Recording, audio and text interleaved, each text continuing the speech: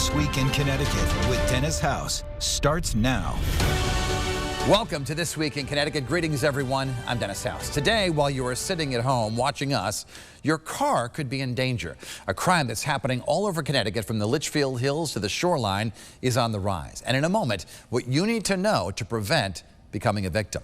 Also, the housing boom in Hartford and New Haven. We have a sneak peek of some very cool places to live. And we take you inside a new factory. Is our state going through a manufacturing renaissance? Also, why can't Republicans win in a part of Connecticut where Donald Trump is popular? And a flashback to a Hartford Whalers legend. They basically just cut this wire here and cut right here, and off the thief went with the precious metals, that cat converter, and unfortunately it's gone, and the exhaust is very loud. I would not advise against confronting these people. That was the Holocaust, right? It doesn't get more challenging than that. You know, he left a home in Germany without knowing English, took a boat to Ellis Island. In previous interviews we've had, you were pretty bullish on Hartford. Has it changed at all? In your judgment, what are the biggest mistakes Congressman Courtney has made? First up this week, the lead, catalytic converter thefts. We will talk with two experts in just a moment. These crimes are happening all across the state at an alarming rate, and if your car is targeted, it can be quite costly. The most recent cases turned up in Plainville, Middletown, Milford, and in Bristol. So let's begin with the basics. What exactly is a catalytic converter? It's part of the car's exhaust system that converts toxic gases from an engine's emissions into safe gases. If it's stolen, you can believe you will know immediately. As soon as you start your car, hit the gas pedal, you'll hear a loud roaring sound. Big question, why the rash of stolen converters? The National Insurance Crime Bureau lists these three valuable metals inside converters: platinum, palladium, and rhodium. By the way, rhodium is reportedly the most expensive metal in the world at more than $2,700 an ounce. Joining us now to provide some insight is Joe Fiumara at Modern Tire in Rocky Hill. And Joe, thank you so much for joining us today. Not a problem at all. So first of all, so many people don't even know what a catalytic converter is. What does it do in terms of making your car run, and where is it? Great question. So the cat converter, I have one right here. It basically has some precious metals inside it, and as the exhaust goes through from the engine and goes through this part, it reburns it so that when it comes out this side to the back of the car, it makes it more fuel efficient and less exhaust for the outside world. So it basically makes it cleaner burning. And that's what the exhaust, basically, the cat converter does. And so where is it located in your car? Okay, so I'm going to bring you right here underneath this vehicle. So it is underneath the vehicle. The converter normally would be right here in this section right here. So unfortunately, you know, there's so many happening these days, but right here it was cut flush here. It comes off the engine.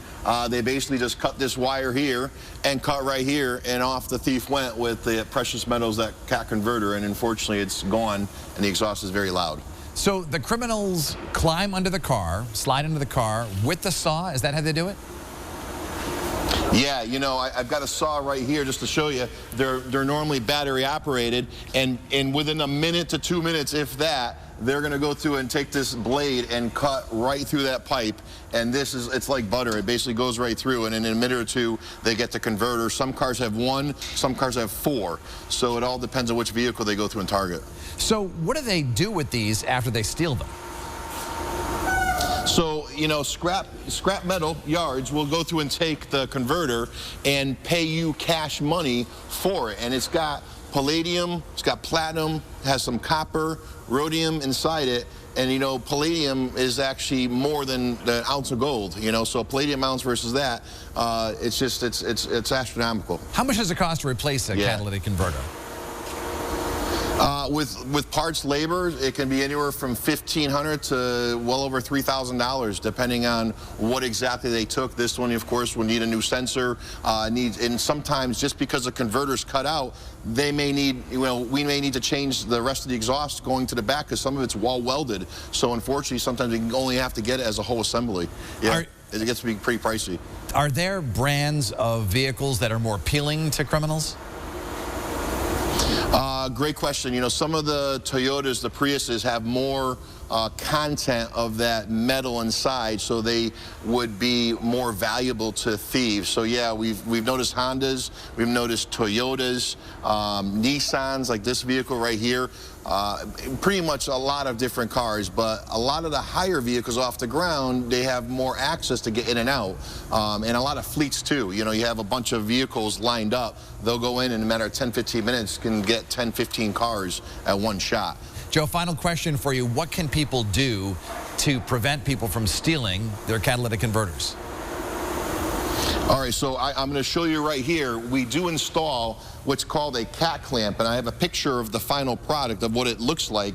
And basically, this is like a braided wire that we actually, or a place can go ahead and do, and put it around the converter itself. Now, it's not foolproof, and it's not, you know, it can still get cut, but that little blade I just showed you is going to take about 5 to 10 minutes to cut through all these braided wires that are totally go around the converter.